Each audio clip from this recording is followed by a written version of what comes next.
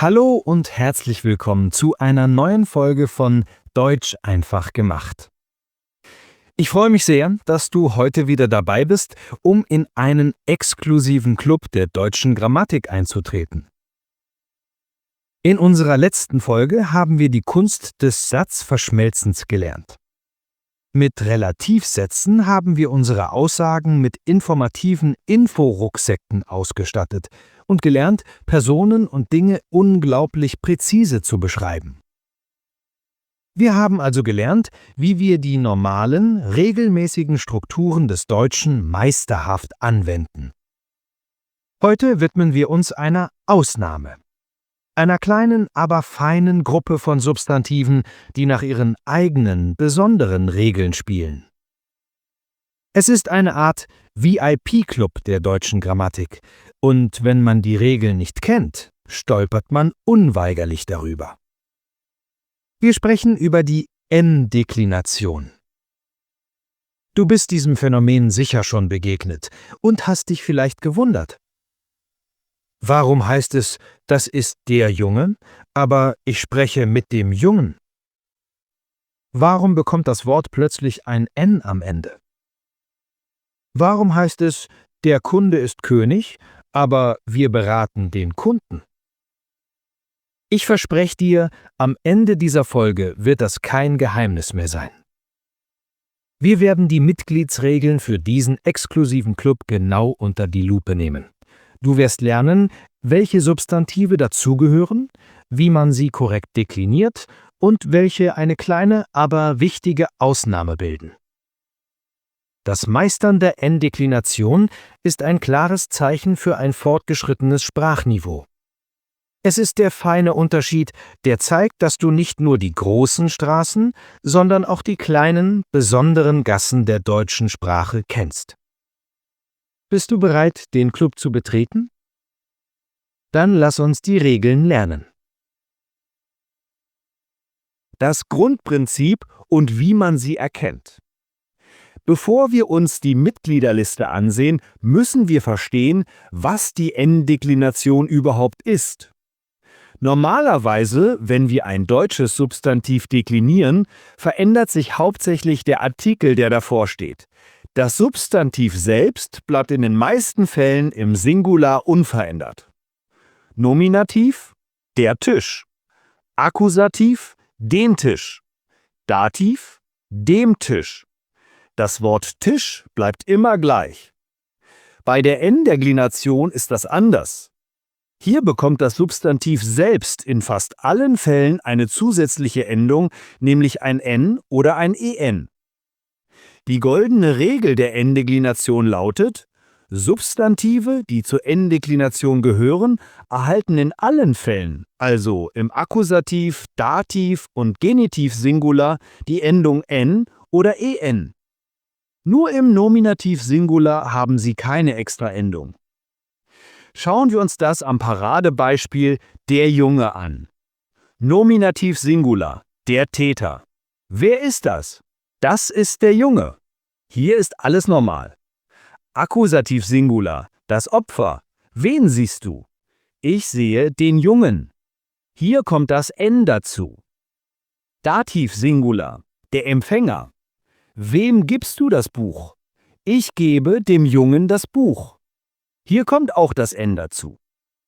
Genitiv Singular, der Besitzer. Wessen Fahrrad ist das? Das ist das Fahrrad des Jungen. Hier kommt auch das N dazu. Und im Plural bekommen diese Wörter sowieso immer ein N oder ein EN, das ist also nichts Neues. Die Jungen, den Jungen, den Jungen. Das ist das ganze Geheimnis. Eine Extraendung in allen Fällen außer dem Nominativ Singular. Die große Frage ist jetzt natürlich, welche Substantive sind Mitglieder in diesem exklusiven Club? Die Mitgliedsregeln. Wer gehört zum Club? Die Mitgliedschaft im N-Deklinationsclub ist streng geregelt. Es gibt 3 klare Kriterien und fast alle Mitglieder erfüllen mindestens eines davon. Mitgliedskriterium 1: das Geschlecht. Die erste und wichtigste Regel: Alle Substantive der N-Deklination sind maskulin. Es gibt keine femininen oder neutralen Mitglieder. Wenn ein Wort also die oder das als Artikel hat, kannst du dich entspannen. Es gehört nicht dazu. Wir sprechen also nur über der Wörter. Mitgliedskriterium 2. Die Bedeutung. Die meisten Mitglieder der N-Deklination sind maskuline Substantive, die Lebewesen bezeichnen, also Menschen oder Tiere. Es sind oft Berufe, Nationalitäten oder bestimmte Rollen in der Gesellschaft. Berufe: der Kollege, der Kunde, der Experte, der Assistent. Nationalitäten: der Russe, der Grieche, der Türke, der Franzose. Personen: der Junge, der Nachbar, der Mensch, der Herr. Tiere: der Löwe, der Affe, der Hase, der Bär. Mitgliedskriterium 3. Die Endung. Das ist das technischste, aber auch das verlässlichste Kriterium. Viele maskuline Substantive, die auf bestimmte Silben enden, sind automatisch Mitglieder im Club. Wenn du diese Endungen kennst, kannst du neue Wörter sofort identifizieren. Die wichtigsten Endungen sind e wie in der Junge, der Kunde, der Kollege. Das ist die größte Gruppe. Ant wie in der Praktikant, der Elefant, der Lieferant. Ent wie in der Student, der Präsident, der Dozent. Ist wie in der Tourist, der Journalist, der Polizist.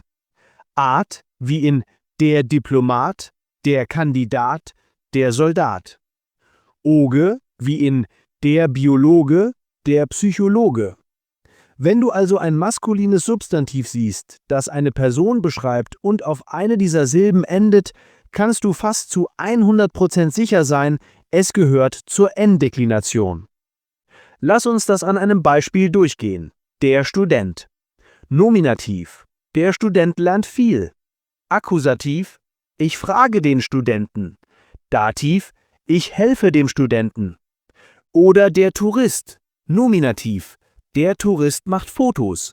Akkusativ: wir sehen den Touristen. Dativ: wir geben dem Touristen eine Karte. Die Ausnahmen und die gemischte Deklination. Der VIP-Raum im Club. Wie in jedem exklusiven Club gibt es auch hier einen kleinen, besonders komplizierten VIP-Raum mit eigenen Regeln. Es gibt ein paar Wörter, die du dir separat merken musst. Ausnahme 1. Der Herr. Das Wort der Herr gehört zur N-Deklination, aber es bekommt im Singular die Endung n und im Plural die Endung en. Singular: ich spreche mit dem Herrn. Plural: ich spreche mit den Herren. Ausnahme 2. Wörter, die nicht auf den typischen Silben enden. Es gibt eine kleine Gruppe von maskulinen Lebewesen, die nicht die typischen Endungen haben, aber trotzdem zur N-Deklination gehören. Diese muss man leider auswendig lernen. Dazu gehören der Mensch, der Nachbar, der Bauer, der Prinz, der Held. Beispiel: ich kenne den Nachbarn gut. Ausnahme 3. Die gemischte Deklination. Jetzt wird es ganz speziell. Es gibt eine winzige Gruppe von Wörtern, die fast wie die N-Deklination funktionieren, aber im Genitiv Singular zusätzlich zur N-Endung noch ein S bekommen. Sie sind eine Mischung aus normaler und N-Deklination. Die wichtigsten dieser Wörter sind der Name, der Gedanke, der Buchstabe, das Herz. Achtung, das einzige neutrale Wort, das sich so verhält. Schauen wir uns der Name an. Nominativ: der Name. Akkusativ: den Namen. Dativ: dem Namen. Genitiv: des Namens. Hier kommt das extra S. Oder das Herz. Nominativ: das Herz. Bleibt gleich, wie bei neutralen Wörtern üblich. Dativ: dem Herzen. Hier kommt das en. Genitiv: des Herzens. Hier kommt das en. Eine berühmte Redewendung lautet: ich folge meinem Herzen. Dativ. Diese gemischte Deklination ist wirklich etwas für Fortgeschrittene. Mach dir keine Sorgen, wenn das am Anfang kompliziert erscheint. Konzentriere dich zuerst auf die Hauptgruppen. Ein Dialog beim Arzt. Die N-Deklination im echten Leben. Um zu sehen, wie diese Wörter in einem natürlichen Gespräch auftauchen, hören wir uns einen kurzen Dialog in einer Arztpraxis an. Guten Tag, wie kann ich Ihnen helfen? Guten Tag, ich bin der neue Patient, Herr Schmidt. Ich habe einen Termin bei dem Doktoren Müller. Analyse. Der Patient gehört zur N-Deklination, aber hier ist es Nominativ, also keine Endung. Der Doktor gehört nicht dazu. Das war ein kleiner Test. Es heißt einfach dem Doktor. Ah ja, Herr Schmidt. Bitte nehmen Sie kurz im Wartezimmer Platz. Ich muss nur schnell mit dem Kollegen sprechen. Analyse. Der Kollege gehört zur N-Deklination. Mit verlangt Dativ, also dem Kollegen. Natürlich. Ist der junge Herr dort drüben auch ein Patient? Analyse. Der Herr gehört zur N-Deklination. Der junge Herr ist hier Nominativ, also keine Extraendung am Wort Herr. Nein, das ist ein Praktikant. Er ist Student. Ich werde den Studenten später noch einarbeiten. Analyse. Der Praktikant und der Student gehören beide zur N-Deklination. Im zweiten Satz ist den Studenten Akkusativobjekt. Verstehe. Ich habe auch eine Frage zu meinem Nachbarn. Er ist auch bei Ihnen Patient. Kennen Sie den Herrn Wagner? Analyse. Der Nachbar und der Herr gehören beide dazu. Zu meinem Nachbarn ist Dativ, den Herrn Wagner ist Akkusativ. Dieser Dialog zeigt, wie häufig diese Wörter in ganz normalen Alltagssituationen vorkommen, besonders wenn es um Berufe und Personen geht. Und damit haben wir die Türen zum exklusiven Club der N-Deklination geöffnet und gesehen, dass die Regeln gar nicht so geheimnisvoll sind.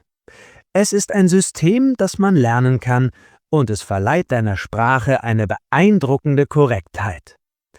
Lass uns die wichtigsten Mitgliedsregeln noch einmal zusammenfassen. 1.